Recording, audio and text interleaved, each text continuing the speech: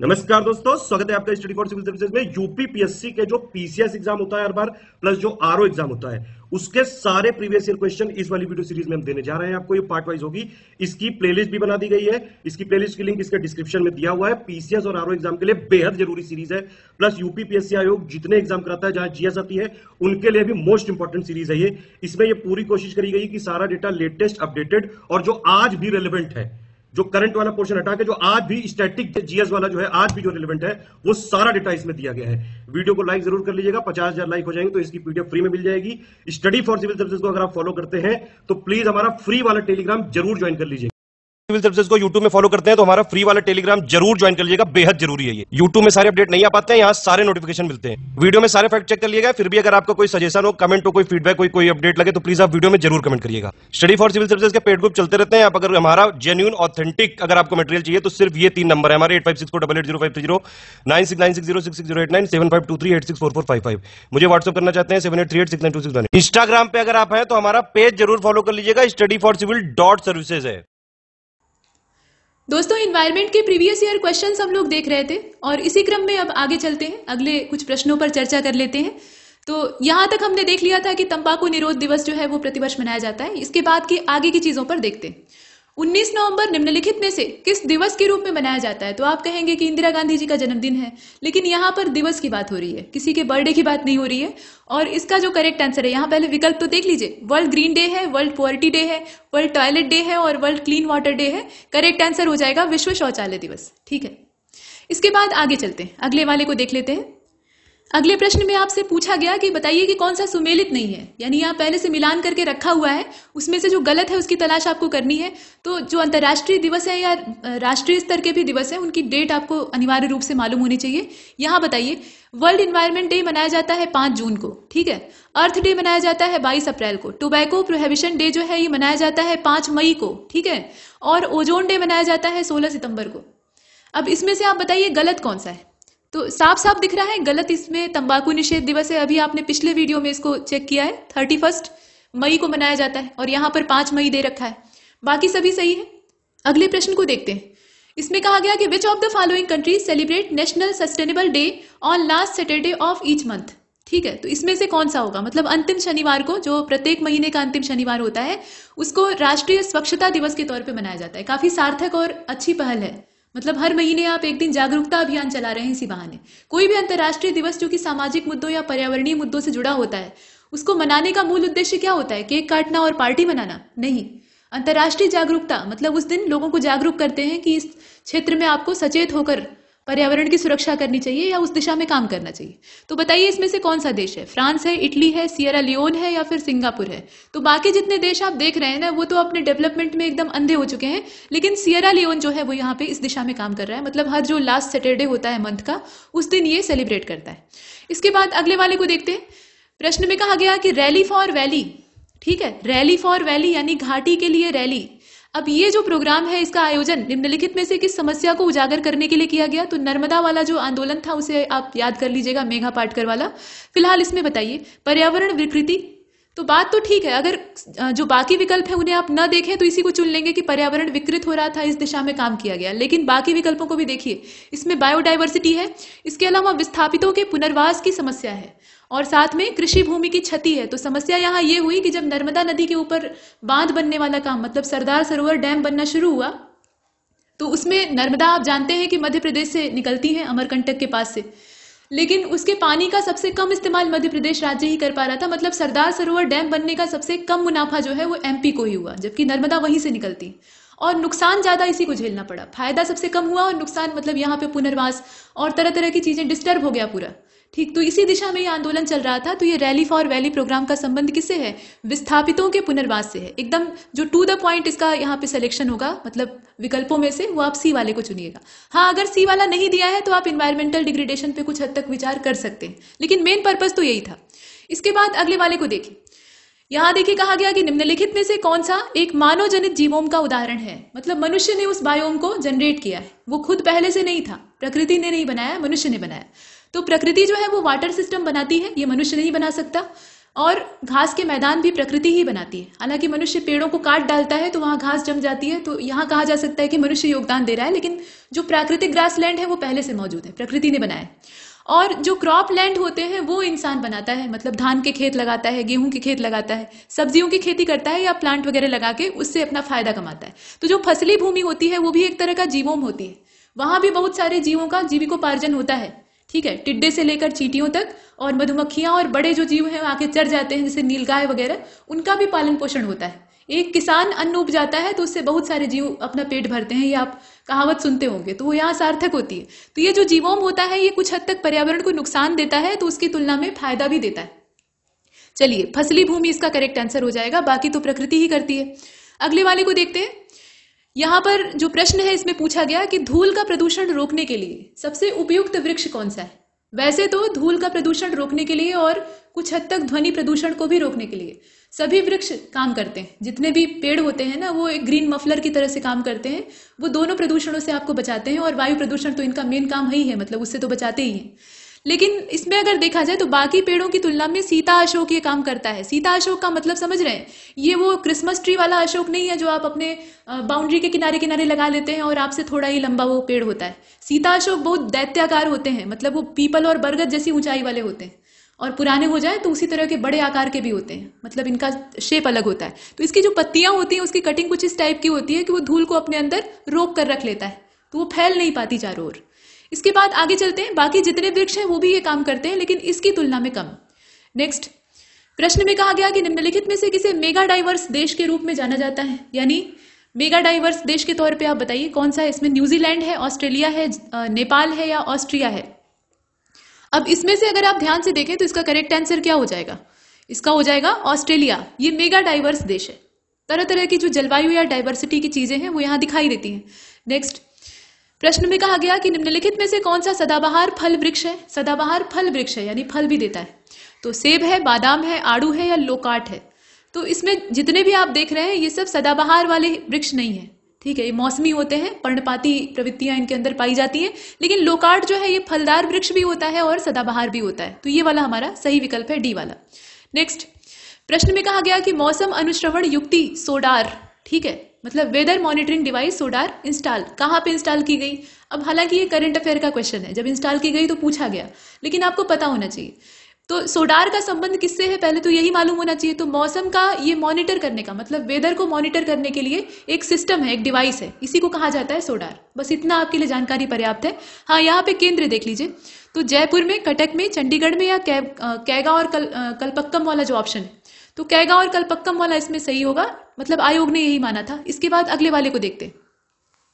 Which of the following has lowest mean net primary productivity. कहने का मतलब यह है कि निम्नलिखित में से किसकी औसत शुद्ध प्राथमिक उत्पादकता सबसे कम होती है। औसत शुद्ध प्राथमिक उत्पादकता, यहाँ एक एक शब्द महत्वपूर्ण है, फिलहाल बताइए। टेम्परेट फॉरेस्ट यानी जो शीतोष्ण कटिबंधीय वन होते हैं वहां पर, या फिर उष्ण कटिबंधीय जो वन यानी ट्रॉपिकल फॉरेस्ट होते हैं वहां पे, या जो ट्रॉपिकल ग्रासलैंड होते हैं यानी शीतोष्ण कटिबंधीय घास के वन होते हैं या घास के मैदान होते हैं वहां पर, या उष्ण कटिबंधीय सवाना पर। तो एक चीज है कि देखिए उष्ण कटिबंध वाले क्षेत्र में प्राथमिक उत्पादकता कम नहीं होगी, ज्यादा होगी, ठीक है। लेकिन यहाँ जो शीतोष्ण वाला है उस पर आप विचार कर सकते हैं, मतलब टेम्परेट वाला। जो टेम्परेट, अब इसमें अगर बाकी से तुलना की जाए तो जो शीतोष्ण कटिबंधीय घास वन होते हैं उनकी उत्पादकता इसमें अगर देखा जाए तो सबसे कम होती है बाकी की तुलना में। वन की उत्पादकता थोड़ी सी ज्यादा होती है, थोड़ी सी ज्यादा होती है। अगर ये विकल्प नहीं दिया होता तो आप वन वाले को चुन सकते थे। अगले वाले को देखते हैं। प्रश्न में पूछा गया कि भारत का राष्ट्रीय सामुद्रिक पार्क स्थित है, तो कच्छ वाला जो ऑप्शन है उसको आप सिलेक्ट कर लीजिएगा, इसका पहला वाला सही है। अगले वाले को देखिए। उत्तर प्रदेश में प्रथम बायोटेक पार्क स्थापित किया गया, तो ये कहां पर किया गया आप जरा देख लीजिए, इसमें से कौन सा होगा। ऑप्शन आगरा होगा, इलाहाबाद यानी प्रयागराज होगा, लखनऊ होगा या फिर वाराणसी होगा। इसका जो करेक्ट आंसर है वो इसमें आप देखें लखनऊ हो जाएगा, यूपी की राजधानी, वहीं पर इसे इस्टेब्लिश किया गया था। ये प्रथम बायोटेक पार्क था। इसके बाद अगले वाले को देखिए। कौन सा भारतीय वैज्ञानिक यूनेप द्वारा यानी यूएनईपी यानी यूनाइटेड नेशन एनवायरमेंटल प्रोग्राम के द्वारा फादर ऑफ इकोनॉमिकल इकोलॉजी से अभिनंदित है। मतलब कहने का तात्पर्य है कि उसे इस मानद उपाधि से नवाजा गया है। तो यहाँ आप बताइए, यहाँ यूएनईपी के द्वारा जब मान्यता मिलती है तो अपने आप में बहुत बड़ी बात होती है, क्योंकि पर्यावरण की दिशा में यूएनईपी सबसे बड़ी संस्था है, मतलब सबसे सर्वोच्च संस्था के तौर पे देखी जाती है। बताइए, बीपी पाल है, यश पाल है, या फिर स्वामीनाथन जी है, या आर मिश्रा जी है? तो इसका जो करेक्ट आंसर है वो स्वामीनाथन हो जाएगा, MS स्वामीनाथन। इसमें विकल्प आसान था इसलिए आप आराम से पहुंच सकते थे, लेकिन हो सकता है कि विकल्प कठिन दिए जाएं, तो आपको पता होना चाहिए, फादर ऑफ इकोनॉमिक इकोलॉजी। इसके बाद अगले वाले को देखते हैं, और ये UNEP के द्वारा दिया हुआ एक मानद है, मतलब ऐसा नहीं कि कोई सर्टिफिकेट दिया गया है, बस संबोधित किया गया है। अगले वाले को देखिए, यहाँ लिस्ट को मिलाना है, तो एक तरफ झील दिया है, दूसरी तरफ अवस्थिति दिया है, इसमें आप मिला लीजिए। तो आप जानते हैं कि लोकटक झील जो है वो मणिपुर में है और कहीं हो ही नहीं सकती है, तो आप आराम से इसमें देखिए सी वाले को तीसरे से मिलाएंगे तो इसमें कई सारे विकल्प एलिमिनेट हो जाएंगे, कम से कम सी और डी जो ऑप्शन है वो तो गया। अब ए और बी में से बताइए सही कौन सा है, और इसका जो राइट आंसर है वो इसमें हो जाएगा ए वाला। ये पहले से मैच है, कुछ नहीं करना था, आमने सामने मिला लीजिए, ठीक है, ऐसे इसको आमने सामने मिला लीजिए, ये सही है। अगले वाले को देखते हैं, यहाँ फिर से लिस्ट मैच करनी है, लेकिन लिस्ट किसकी है, नेशनल पार्क दिया है और राज्य दिया है। अभी हाल में 2 नए नेशनल पार्क असम में डिक्लेयर हुए हैं, कुछ टाइगर रिजर्व की घोषणा हुई है, ये सब चीजें जुड़ती रहती हैं। पर्यावरण का जो करंट अफेयर है ना, और इसका जो डाटा है, स्टैटिक पार्ट है, वो हमेशा बढ़ता रहता है, इसमें साइज इंक्रीज होता है, तो ये सबसे ज्यादा तकलीफदेह विषय बन सकता है अगर आप इसमें करंट अफेयर से अपने आप को अपडेट नहीं करते हैं तो। अब देखिए, इसमें इंद्रावती नेशनल पार्क है, मोल्लेम है, कालेसर है, और यहाँ बेतवा जो लिखा है ना, इसको जरा करेक्ट कर लीजिएगा, ये बेतला है, बेतवा नहीं है, बेतला। अब बताइए, नेशनल पार्क को आप स्टेट से मिला लीजिए, तो आप जानते हैं कि इंद्रावती जो है वो छत्तीसगढ़ में, तुरंत पहुंचाइए इसको डी वाले के पास। मोल्लेम कहाँ पे है, गोवा में है, ठीक। इसके बाद अब कालेसर बचा है और बेतला बचा है, तो बेतला को आप झारखंड में पहुंचा दीजिए और कालेसर को पहुंचा दीजिए हरियाणा में। तो इसका जो सही ऑप्शन है वो इसमें से कौन सा हो जाएगा, करेक्ट आंसर होगा ए वाला, ऊपर का ही सही, उसी के अकॉर्डिंग हमने अभी मिलाया है। अगले वाले को देखते हैं, तो नेशनल पार्क एक बार देख लीजिएगा, हाँ असम में कुछ नए ऐड हुए हैं, तो उसमें अगर देखा जाए तो रायमोना ये सबसे पश्चिम वाला है, और सबसे पूर्व में दिहांग पटकई, इसको नेशनल पार्क का दर्जा मिला है, तो अब कुल मिलाकर 7 हो गए। इसके बाद अगले वाले को देखिए, arrange the following event in chronological order of their commencement. एक चीज बताइएगा कि अब कुल मिलाकर देश में टोटल नेशनल पार्क्स की संख्या अब कितनी है, मतलब ये जो असम में 2 ऐड हो गए हैं उसके बाद जो लेटेस्ट डाटा है वो कितना है। यहां पर आपको क्रम इसे अरेंज करना है। क्रोनोलॉजी सिर्फ इतिहास में नहीं पूछी जाती है, इन्वायरमेंट में भी पूछ ली जाती है। तो यहाँ देखिए, प्रोजेक्ट टाइगर है, प्रोजेक्ट एलिफेंट है, वाइल्ड लाइफ प्रोटेक्शन एक्ट है, और बायोलॉजिकल डाइवर्सिटी एक्ट है, यानी जैव विविधता अधिनियम है। तो सबसे नवीनतम तो यही है, ठीक है। अब उसी के अकॉर्डिंग आपको मिलान करना था, तो इसमें जरा आप देखकर बताइए। फिर देखिए, इसका अगर इसमें करेक्ट ऑप्शन देखा जाए, प्रोजेक्ट टाइगर दिया है, तो प्रोजेक्ट टाइगर आप वन्य जीव संरक्षण अधिनियम देखते हैं, उसके ठीक बाद सबसे पहले यही आता है। हालांकि यहाँ वाइल्ड लाइफ प्रोटेक्शन एक्ट भी है, तो सबसे पुराना वाला वाइल्ड लाइफ प्रोटेक्शन एक्ट हो जाएगा, यानी तीसरा, ठीक है। और उसके बाद फिर देखिए, तो अगला वाला जो है वो प्रोजेक्ट टाइगर हो जाएगा, उसके बाद फिर प्रोजेक्ट एलिफेंट होगा, और लास्ट में बायोडाइवर्सिटी एक्ट होगा। तो उसी के अकॉर्डिंग हमें मिलाना था, तीसरा वाला ऑप्शन सबसे पहले होना चाहिए, तो ए और बी इसमें इलिमिनेट हो जाते हैं, उसको बाहर कर दीजिए, बचता है सी और डी। तो इसमें वाइल्ड लाइफ प्रोटेक्शन एक्ट, ठीक, उसके बाद फिर प्रोजेक्ट टाइगर, तो इसका जो करेक्ट आंसर है वो इसमें कौन सा होगा, सी वाला हो जाएगा, उसी के अकॉर्डिंग हमने मिलाया। सबसे लास्ट में क्या होगा, जैव विविधता अधिनियम हो जाएगा। इसके बाद अगले वाले को देखिए, यहाँ कहा जा रहा है कि एक पारिस्थितिकी तंत्र में विभिन्न घटकों से होकर पोषक तत्वों का जो गुजरना होता है उसे क्या कहा जाता है, या आप इसे मोटे शब्दों में अगर समझना चाहें तो जितने भी जैविक घटक होते हैं वो अजैविक घटकों के साथ कॉन्ट्रीब्यूशन करें, इस अवस्था में अजैविक घटकों को पहुंचाने की जो प्रक्रिया होती है उसी को जैव भू रासायनिक चक्र कहा जाता है। और वही चीज आपसे यहाँ पर थोड़ा घुमाकर पूछी जा रही है। तो इसका जो करेक्ट आंसर है वो इसमें से आप बताइए। अब तो आपने सुन भी लिया, करेक्ट आंसर क्या होगा, बायो जियोकेमिकल साइकिल। इसमें जैव भी है, भू भी है यानी पृथ्वी, और रसायनों का भी समावेश होता है। आप इसमें कार्बन साइकिल पढ़ते हैं, वाटर साइकिल पढ़ते हैं, नाइट्रोजन साइकिल पढ़ते हैं, फास्फोरस और जो सल्फर चक्र है उसके बारे में भी पढ़ते हैं। तो ये सब इसके अंतर्गत आते हैं। इसके बाद अगले वाले को देख लेते हैं। यहां देखिए कहा गया कि भारत में मिट्टी बचाओ आंदोलन कहां से प्रारंभ हुआ। ठीक, तो पिछले कुछ वीडियो में शायद यहाँ मिस्टेक हो गई है बताने में, दरभंगा बता दिया गया था, असल में होशंगाबाद मध्य प्रदेश, यहाँ से इसकी शुरुआत होती है। ठीक है, होशंगाबाद मध्य प्रदेश से शुरुआत होती है। ये डी वाला ऑप्शन इसका सही। इसके बाद अगले वाले को देखते हैं, डी वाला इसका करेक्ट होगा। यहाँ आप जो आंसर देख रहे हैं वो गलत है। इसके बाद नेक्स्ट यहाँ देखिए कहा गया कि विदाउट ग्रीन हाउस इफेक्ट, अगर पृथ्वी पर ग्रीन हाउस इफेक्ट मौजूद ही ना हो, ठीक है, तो उस अवस्था में अर्थ के सरफेस का जो एवरेज टेम्परेचर है वो कितना होगा। एवरेज, यहाँ पे मैक्सिमम और मिनिमम की बात नहीं हो रही है। तो आप पहले ये समझिए कि ग्रीन हाउस इफेक्ट होता क्या है। ग्रीन हाउस इफेक्ट कोई प्रदूषण नहीं है या कोई समस्या नहीं है, ये एक नेचुरल चीज है। प्रकृति ने हमारी अर्थ को एक कंबल उड़ाकर रखा हुआ है। रीजन ये है कि हमारी अर्थ जो है बहुत दयालु प्रवृत्ति की है। जितना वो सूर्य से दिन भर में ताप ग्रहण करती है, मतलब सोलर रेडिएशन को अपने अंदर लेती है, उतना ही रात में वो पार्थिव विकिरण के तौर पे वापस कर देती है, अंतरिक्ष में लौटा देती है, कुछ अपने पास रखती नहीं है। ठीक है, और जब लेन देन बराबर हो गया तो यहाँ पर जो रिजल्टेंट आएगा वो क्या होगा, 0 हो जाएगा। यानी टेम्परेचर हो गया 0 डिग्री सेल्सियस रात के समय, और पृथ्वी पूरी बर्फ से ढक गई, होगा ना, ऐसा ही होगा।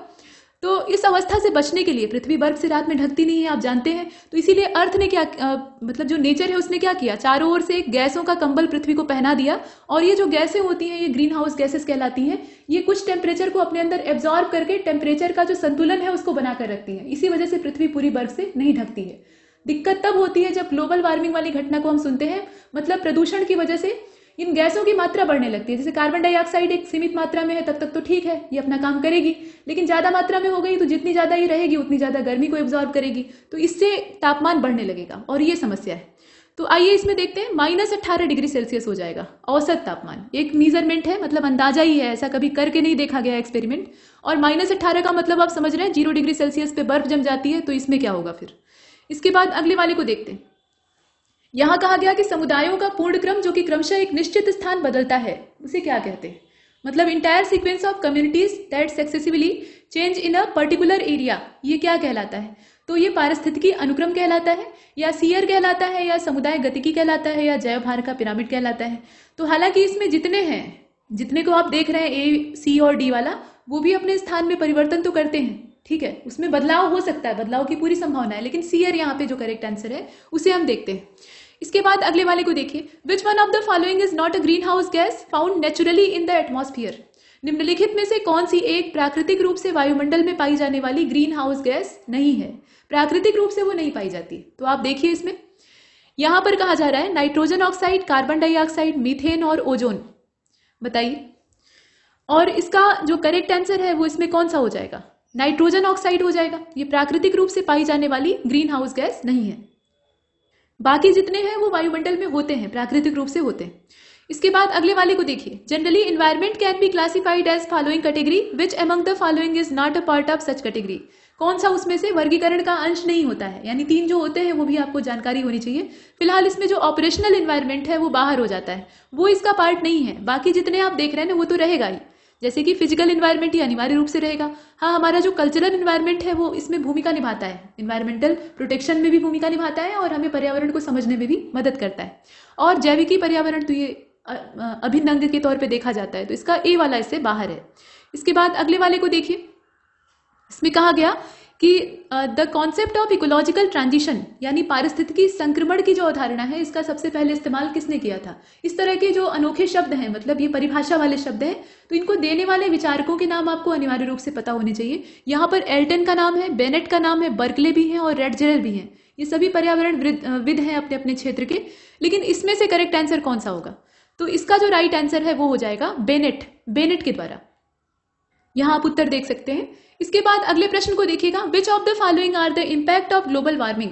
ग्लोबल वार्मिंग का इसमें से कौन कौन सा असर हो सकता है। तो ग्लोबल वार्मिंग होती ही क्यों है, ये आपने अभी सुना, ग्रीन हाउस गैसेस की मात्रा बढ़ रही है, वो ज्यादा मात्रा में टेम्परेचर को अपने अंदर एब्जॉर्ब करके रोक के रख रहे हैं, तो दैनिक तापांतर जो है वो बढ़ता जा रहा है, मतलब औसत तापमान बढ़ता जा रहा है। और इससे पृथ्वी पर फिर ग्लेशियर के पिघलने की घटना और ग्लोबल वार्मिंग से मौसम में तेजी से बदलाव, जीवों की जो असामान्य प्रवृत्तियां हैं, म्यूटेशन है, बहुत कुछ देखने के लिए मिलता है। लेकिन यहाँ पर सिर्फ 4 ही दिया है, उसमें से आप बताइए। तो समुद्र का स्तर बढ़ने लगता है, ग्लेशियर पिघलने लगते हैं, दोनों आपस में इंटरकनेक्ट हैं आप जानते हैं, और इसके साथ साथ बीमारियां फैलने लगती हैं, और कोरल रीफ जो है वो ब्लीच होने लगती है, यानी उसका जो विरंजन है वो शुरू हो जाता है। तो ये सभी हैं, ठीक है, ये सभी हैं। और क्यों है तो आप समझिए, इसमें बीमारी फैलेगी भाई, ग्लोबल वार्मिंग जब होगी, मतलब उसकी घटना होगी, तो उसकी वजह से रोगों में भी वृद्धि होगी, और साथ ही साथ ग्लेशियर पिघलेंगे तो समुद्र का स्तर बढ़ेगा। प्रवाल भित्ति विरंजित क्यों होगी, क्योंकि उसके ऊपर रहने वाला जो जूजेंथले शैवाल है वो बहुत ज्यादा मात्रा में फोटोसिंथेसिस करने लगेगा अगर ग्लोबल वार्मिंग होती है तो। और उसका नतीजा ये होगा कि प्रवाल के शरीर में बहुत खतरनाक लेवल तक ऑक्सीजन बढ़ जाएगी, और प्रवाल नाराज होकर जूजेंथले को भगा देगा, और जब जूजेंथले को भगाएगा तो उसके बाद उसका रंग उड़ जाएगा और उसको पोषण नहीं प्राप्त होगा, कुल मिलाकर तो वो बीमार पड़ जाएगा। तो विरंजित प्रवाल का मतलब ये नहीं होता है कि जो मूंगा है वो मर गया है, वो बीमार है और मर सकता है अगर उसे जल्दी ही ऑक्सीजन उपलब्ध नहीं कराई गई, मतलब उसे सही नहीं किया गया। तो जितने भी प्रवाल विरंजित हो जाते हैं उनको बचाने के लिए जो स्थानीय गवर्नमेंट है वो प्रयास करती है। अभी आपने सुना होगा कुछ समय पहले सेशेल्स के चारों ओर, सेशेल्स द्वीप जो है उसके चारों ओर जो प्रवाल भित्तियां थी उसमें से 98% डेड हो चुकी हैं या विरंजित होकर खराब हो चुकी हैं। तो उन्हें फिर से रीजनरेट या रिप्रोड्यूस करने के लिए कुछ सुपर कोरल्स की बात कही गई थी। इस प्रकार के प्रयास चल रहे थे। तो यहाँ हमने देखा कुल मिलाकर इसका डी वाला सही है। आगे बढ़ते हैं। देखिए ये प्रश्न काफी अच्छा है और इसे जरा ध्यान से देख लीजिएगा। यहाँ पर आपको अरेंज करना है और क्रोनोलॉजिकल ऑर्डर में ये जो इवेंट है इन्हें लगाना है। सबसे पहले वाली घटना को सबसे पहले तो रियो अर्थ सबमिट होती है, ठीक है, उसकी डेट आपको मालूम होनी चाहिए। इसके बाद ब्रूटलैंड कमीशन की जो रिपोर्ट है उसका पब्लिकेशन होता है। ये थोड़ा सा यहाँ पे चर्चित ज्यादा नहीं है, लेकिन अगर आप पर्यावरण वाला मुद्दा खोलकर देखते हैं तो उसमें इसकी चर्चा दिखाई देती है, बाकी की तुलना में थोड़ी कम है। मॉन्ट्रियल प्रोटोकॉल का प्रवर्तन होता है, मतलब ये इन्फोर्समेंट में आता है। और लास्ट में कहा गया है कि द लिमिट टू ग्रोथ नाम की जो रिपोर्ट है उसका पब्लिकेशन होता है। डेट वाइज इनको अरेंज करके आपको बताना है कि इसका करेक्ट अरेंजमेंट कौन सा होगा। तो देखिए इसमें जो ऑप्शन दिया है सबसे परफेक्ट ऑप्शन होता है बी वाला, ठीक है। चौथा, दूसरा, तीसरा और पहला। सबसे पहले क्या होता है, ये जो the limit to growth report है इसका पब्लिकेशन होता है, ठीक है। इसके बाद फिर जाकर ब्रूटलैंड कमीशन वाली जो रिपोर्ट है उसका पब्लिकेशन होता है और उसके बाद मॉन्ट्रियल प्रोटोकॉल का प्रवर्तन होता है और लास्ट में रियो जो अर्थ सम्मेलन है उसे हम लोग देखते हैं। तो इसका जो करेक्ट आंसर है वो इसमें बी वाला हो जाएगा।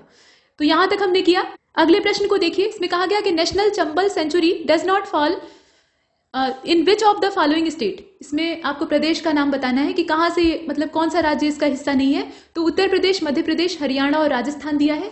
तो चंबल अभ्यारण्य कौन कौन से राज्यों में फैला हुआ है बस आपको यही देखना है। हरियाणा इससे बाहर हो जाएगा अपने आप, बाकी जो राज्य हैं वो इसमें शामिल है। तो कभी कभी शामिल होने वाले जो राज्य हैं उनको भी पूछ लिया जाता है।